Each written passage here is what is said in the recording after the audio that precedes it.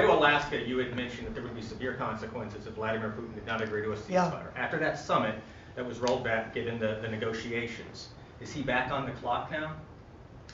I want to see that deal end.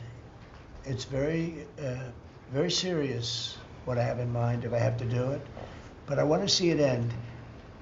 I think that in many ways he's there. Sometimes he'll be there and Zelenskyy won't be there.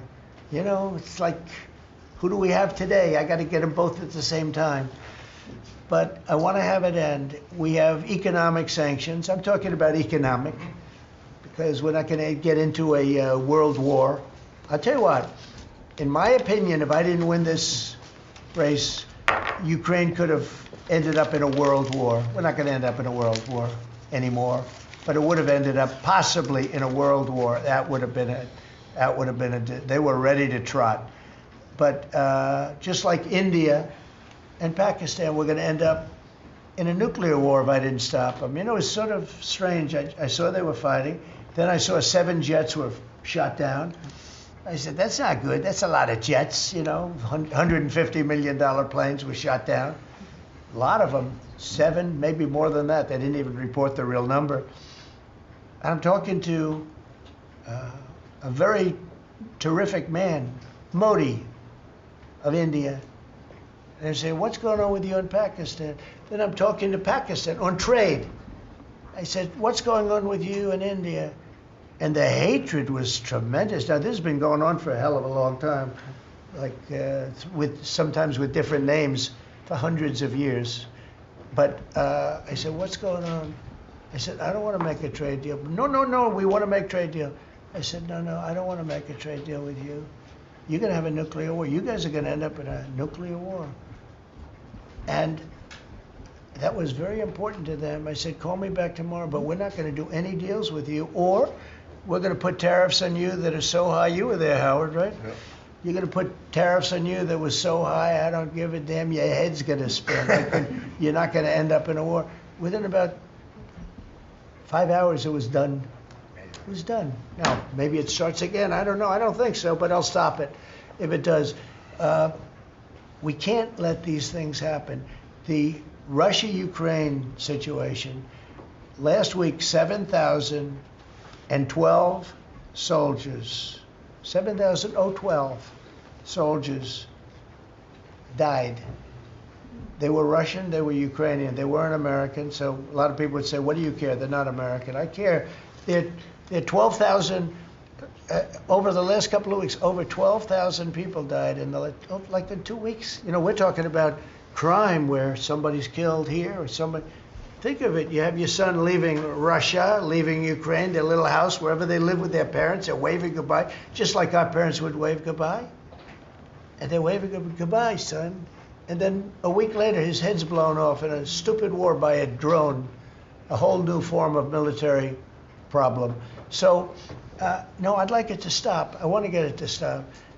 And it will not be a world war, but it'll be an economic war. And an economic war is going to be bad. And it's going to be bad for Russia, and I don't want that. Now, I have to also see, because not everybody, you know, Zelenskyy is not exactly innocent either, okay? You know, it takes 2 people to tango. And I say it all the time. You got to get them together. I get along with Zelenskyy now, but we have a much different relationship because now we're not paying any money to Ukraine. You know, stop that. We're paying money to ourselves. What's happening is NATO is buying all of the equipment and paying in full. But even with that, forget about that.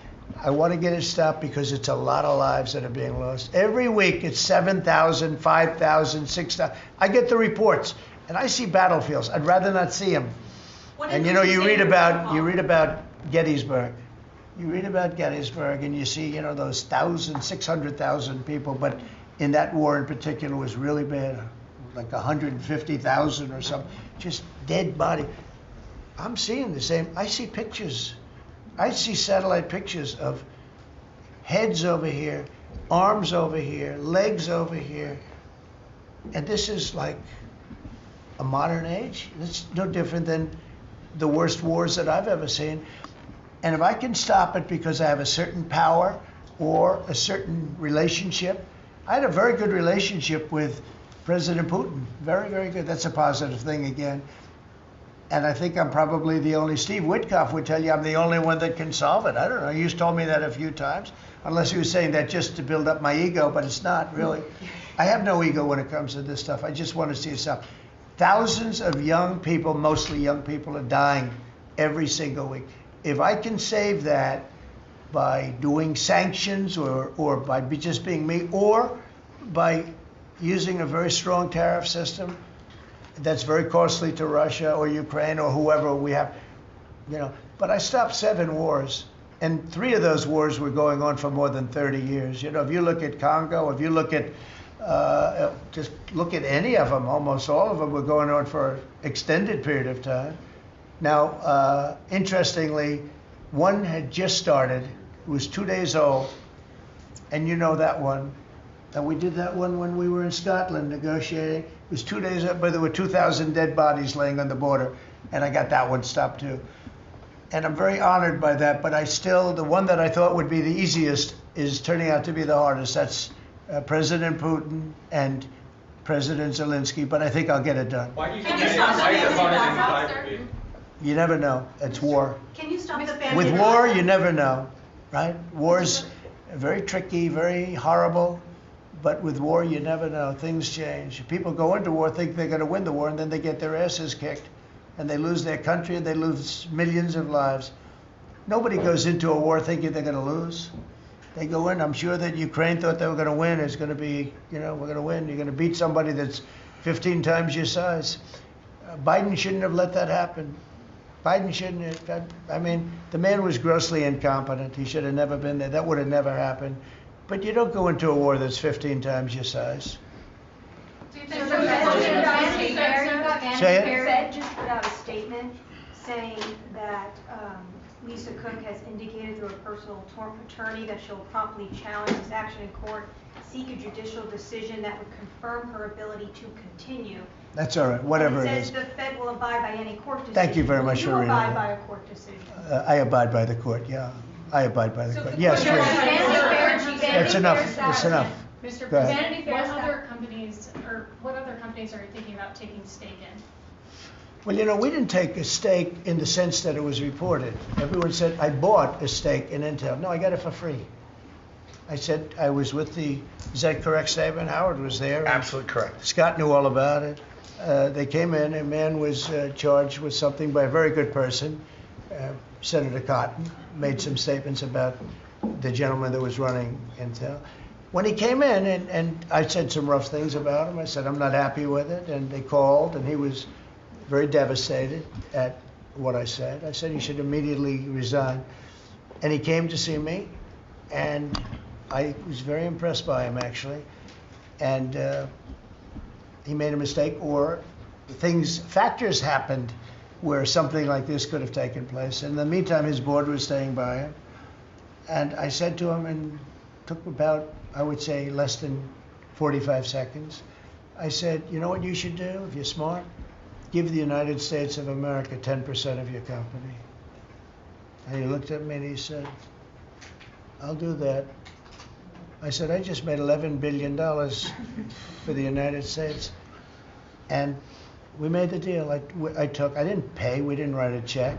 Now, I guess Biden, with his stupid CHIPS Act, handed money to all these people that didn't need any money. Exactly. It didn't do anything. They're giving billions of dollars to everybody. They all have so much money, and they have more money. But there's no commitment that you had to build. They just took all this money. It's the stupidest thing I've ever seen. See, with tariffs, they have to come in. Because if they don't come in, they can't sell into our country. So it's power, and you don't have to give up any money. But I said to him very simply, I'm glad we're straightening this out, because everyone thinks I bought in. No. I said, it would be great, we'd be a great partner for you, and I want to see Intel do well. Intel was a great company, and it can be a great company again. But I said, I think it would be good if we own 10% of your company. He said, I'll make that deal. And it happens to be worth $11 billion. So we made $11 billion for the country, and then I was criticized by some of the fake news media. That's not the American way. Actually, it is the American way. Now, if I can help other countries or do those deals with other, I would do that. I think it's great. Do you It's know good. what- Builds up our balance sheet. Let me tell you, our country is becoming very rich again. You don't see it. When the CBO came out on Friday and said, we just found $4 trillion, and that goes to reduce our deficit, $4 trillion, and it was from the tariffs. Our country is becoming very, very rich again. I hope you get used to it. You know, you're gonna have to get used to it. In addition to reducing the deficit, any update on your previous talking about potentially giving Americans a tariff rebate check? Well, we have a lot of money coming in, rebate check for the Americans, and it's coming in at tremendous numbers. Don't forget, I would say, Scott, we probably are talking about right now 50%, maybe even less than that. With all the money you're hearing is coming in, you're talking about, a lot of it hasn't kicked in yet. And when it really kicks in is in 2 years when these plants are built and opened and the money starts pouring in, right? But, there's a concept of making you could call it a dividend, as we would say, making a dividend to the people in this country who have had to suffer through stupid leadership. And they paid a lot of taxes and they got nothing for it. Or they got attacked like you were, okay, for it. No, there's a possibility.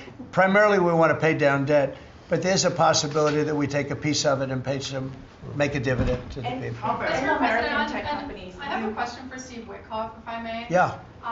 This past weekend, Sergei Lavrov was saying that Putin will not sign a peace deal with Zelenskyy because Russia views him as illegitimate. I'm just wondering if the Russians have been relaying this to your team, if they view Zelenskyy, as a leader worth signing a peace deal with, if they will. Doesn't matter what they say. Steve can answer, but I can answer too. Doesn't matter what they say. Everybody's posturing. It's all bullshit, okay? Everybody's posturing. Steve, do you have a different answer? I agree with you, sir.